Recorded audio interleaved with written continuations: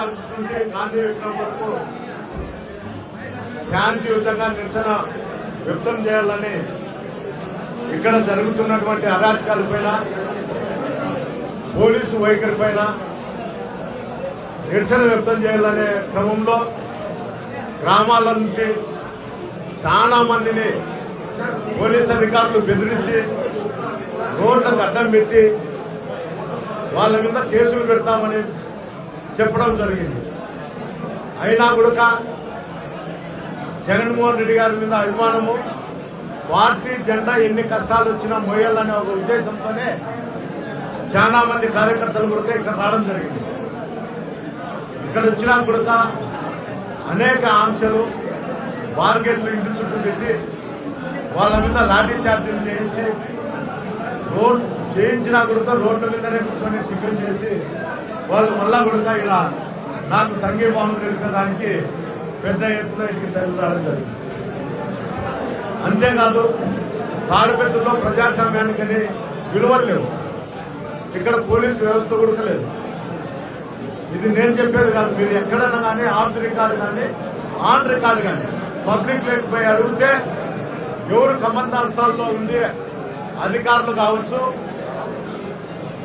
జేసీ ప్రభాకర్ రెడ్డి కమందాస్థాల్లోనే జిల్లా అధికారులు, ఇక్కడ ఉండేటువంటి అధికారులు కూడా అతను ఏం చెప్తే అది చేస్తారు. ఎందుకు చెప్తున్నా ఉదాహరణ చెప్తే, నిన్న కేసరెడ్డి మీద దాడి చేసిన తర్వాత హాస్పిటల్కి పోతే ఇక్కడ నుండి చాలా మంది కార్యకర్తలు అతన్ని చూడడానికి పోయినప్పుడు వాళ్ళ హాస్పిటల్ లోపల ఉంటే మళ్ళా తిరిగి హాస్పిటల్ మీద దాడి జరిగింది. కనీసం అక్కడ ఉండే పోలీసులు కూడా ప్రేక్షక పాత్ర చేస్తారు. ఏం జరుగుతుందా కూడా చూసి చూడనట్టు ఉండి లాస్ట్కు కొంతమంది కానిస్టేబుల్ పైన కూడా దాడి జరిగింది. ఇదే టౌన్ ఎస్ఐ నిన్న కూడా దొబ్బి కొట్టని కూడా విడాలి. వీళ్ళు తెలుగుదేశం గుండాలు చేసే దాడికి భయపడి పక్కకి వెళ్ళడం జరిగింది. ఆడ ఎదురుగానే ఏఎస్పీ గారు ఉండి కూడా లాఠీ చార్జ్ చేయలేకపోయినారు. అంటే ఎంత దౌర్భాగ్య పరిస్థితుల్లో ఈ తాడిపత్రి జరుగుతుందో ఒకసారి ఆలోచన చేయాలి. నేను అందరికీ చెప్పేది ఒకటే, ఎప్పుడైనా కానీ ఈడ మనము శాంతియుతంగా పోరాటం చేసేదానికి అందరూ సంసిద్ధంగా, ఈ రోజే కాదు మళ్ళా త్వరలో కూడా కార్యాచరణ ప్రకటిస్తాం.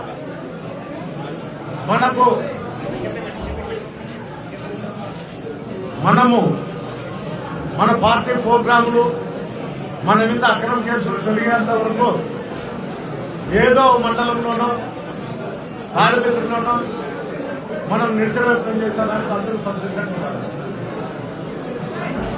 వాళ్ళతో దండలు తిని దెబ్బలు తగిలించుకొని మన స్టేషన్ పైన కేసులు కట్టిన పరిస్థితుల్లో ఇక్కడ పోలీసు అధికారులు ఉంటారు. అలాంటి పరిస్థితి ఉన్నా కూడా మనము నిరసన వ్యక్తం చేసేదానికి అందరూ కూడా సంసిద్ధంగా ఉండాలని నేను చెప్తున్నాను. ఇప్పటికి కూడా ఆయన మాటలు చదువుకోవడం లేదు. ఈ రోజు కార్యక్రమం కోసం నేను అనంతపురం పోయి జిల్లా అధ్యక్షుడు గురవకొండ కళ్యాణ దుర్గము సమన్వయకర్తలతో కూర్చొని చర్చించిన తర్వాత వాళ్ళ మీద కూడా మీ ఇళ్లకు వచ్చి దాడి చేస్తా, తాడిపత్రి ఎక్స్ఎమ్మెల్యేతో మీరు రాజకీయాల్లో భాగం కలుపుకున్నా అతనితో పాటు మీరు నిరసన వ్యక్తం చేసినా మీ ఇళ్ల మీదకి వచ్చి దాడి చేస్తా అంటారు.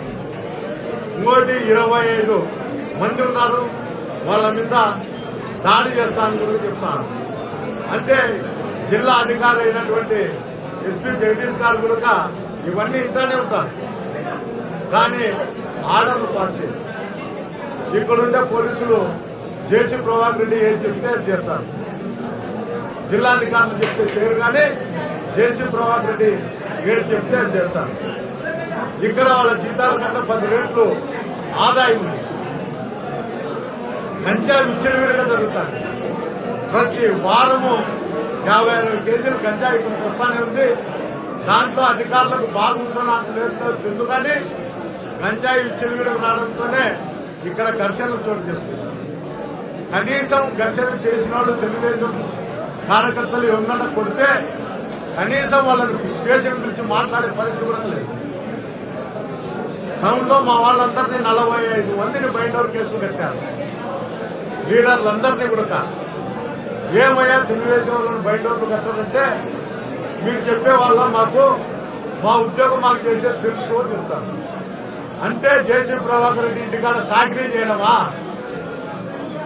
జేసీ ప్రభాకర్ రెడ్డి దగ్గర ఉండి ఊడగలు చేయడమా? అట్లాంటప్పుడు పోలీస్ డ్రెస్సులు ఎందుకు? మీరు కూడా ఆ డ్రెస్సులు ఉడికి పచ్చ సొక్కాలు వేసుకొని మా కార్యకర్తల మీద మీరే దాడి చేయండి. ఒక లైసెన్స్ ఉందని ఆ డ్రెస్ వేసుకొని మీకు దేవుడు లైసెన్స్ ఇచ్చినాడు ప్రభుత్వం. ఆ లైసెన్స్ ఉందని అమాయకులైనటువంటి కార్యకర్తల పైన నాయకుల పైన ప్రతిసారి స్టేషన్ పిలిచేసి వాళ్ళని ఇబ్బందులకు గురి చేసేది. ఈ రోజు కూడా వచ్చిన కార్యకర్తల మీద అందరి మీద కూడా చాలా మంది ఉన్నారు. వాళ్ళు దృష్టి పెట్టి వాళ్ళని ఇబ్బంది పెట్టే పరిస్థితి కూడా జరుగుతుంది. అందువల్ల నేను దయచేసి చెప్పేది ఒకటే, ప్రభాకర్ రెడ్డి చేసే అరాచకాలను పోలీసు అధికారులు అరికడతారా? లేకపోతే మేము చట్టపరంగా కానీ మీ మీద కానీ ఆయన మీద కానీ చట్టపరంగా మేము చూసుకోవాలి. ఇంతకు మించి ఏమీ కాదు. చెప్తాంటారు ఆయన ఎవరైనా మా దగ్గరకు వచ్చే కార్యకర్తలు కూడా బెదిరిస్తాంటారు. పోతే మీ గ్రామంలో ఫ్యాషన్ పెడతా, మా తెలుగుదేశం నాయకులు మిమ్మల్ని కొట్టినా కూడా దిక్కు లేదు, పోలీసులు కేసులు కూడా పెట్టరు అని చెప్తాంటారు. అయ్యా పోలీసులు కేసులు పెట్టకపోతే అదే కంప్లైంట్ మనం కోర్టులో పెట్టచ్చు. కోర్టు కూడా తీసుకుపోయి కంప్లైంట్లు పెడతాం. అందరూ కూడా మెయిల్ చేయండి. మీ సెల్లులో అంటే ఎస్పీకి డీజీపీకి కన్సల్ట్ స్టేషన్లో డిఎస్పీ గారికి అందరికీ మెయిల్ చేయండి. మన ప్రభుత్వం వచ్చినాక ఆ మెయిల్ ఉండే పేపర్ మన దగ్గర ఉంటుంది కాబట్టి ఆ రోజు చట్టరీత్యా మనం చేయండి. ఎప్పుడు కూడా అతను అనుకుంటూ ఆడు ఎప్పుడు ఇదే ప్రభుత్వం ఉంటుంది, నాకు చంద్రబాబు లోకేష్ అండదండలు ఉంటాయి, ఎవరిని ఏమి చేసినా కూడా నన్ను కాపాడుతారు. గతంలో నేను స్క్రాప్ వ్యాపారం చేసినా ఈ రోజు పోలీసులు వెళ్తుకొచ్చి తప్పుడు సాక్ష్యం చెప్పి కేసులు కొట్టేయిస్తాను. మీరు ఏమన్నా చేయండి. ఈ ప్రభుత్వంలోనే నేను లోకేష్ తో మాట్లాడినా, లోకేష్ పాదాలు పట్టుకొని కానీ మిమ్మల్ని రక్షించుతా. ఇక్కడ పోలీసులు ఏమీ చేయలేరు. నేను ఏది చెప్తే అదే చేస్తారు. నేను చెప్తే బంగా వ్యాపారము మట్టగా గ్యాబ్లింగ్ చేయించే వాళ్ళు మీకు న్యాయం చేస్తారు. నేనున్నా అని ఒక పెద్ద భరోసా పోలీసు అధికారులకు ఇస్తాను. ఏమన్నా మాట్లాడితే నీకు హైకోర్టు ఆర్డరు, సుప్రీంకోర్టు ఆర్డర్లు ఉన్నాయి, నువ్వు దాన్ని ఒబే చేయాలా. ఒబే చేయకపోతే కోర్టుకు పోయి నేను క్యాన్సిల్ చేయించి నీ స్వగ్రామంలో నిన్ను విడిచిపెడతా. అప్పుడు చెప్తా ఈడ వైఎస్ఆర్సీపీ కార్యకర్తలకు అన్నా చెప్తా. అతనా చెప్పేది పోలీసు అధికారులకు బ్రీఫ్ చేస్తారు. ఏది ఏమైనా కూడా చివరి ఊపిరి ఉన్నంత వరకు, జగన్మోహన్ రెడ్డి ఆశీస్సులు నా మీద ఉన్నంత వరకు తాడిపత్రి వదిలే ప్రసక్తే లేదు. తాడిపత్రి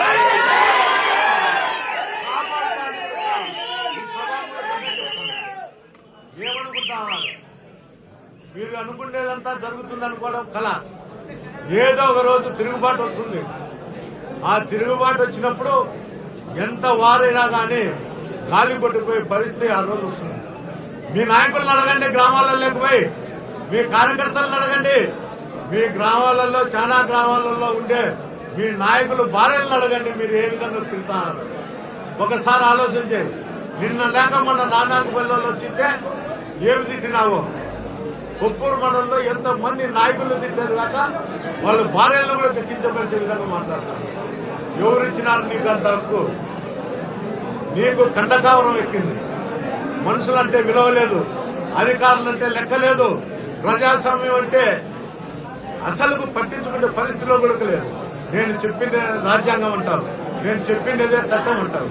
ఇది ఎన్నాళ్ళు సాగదు ప్రభాకర్ రెడ్డి గారు. నువ్వు దీనికోసం వేచి చూస్తాడు. దీని మూల్యం ఏదో ఒక రోజు చట్ట రీత్యా నువ్వు చెల్లించుకోక తప్పదని కూడా ఈ సందర్భంగా చెబుతూ నమస్కారం. నమస్కారాలు పెట్టుకుంటూ సెలవు తీసుకుంటాం.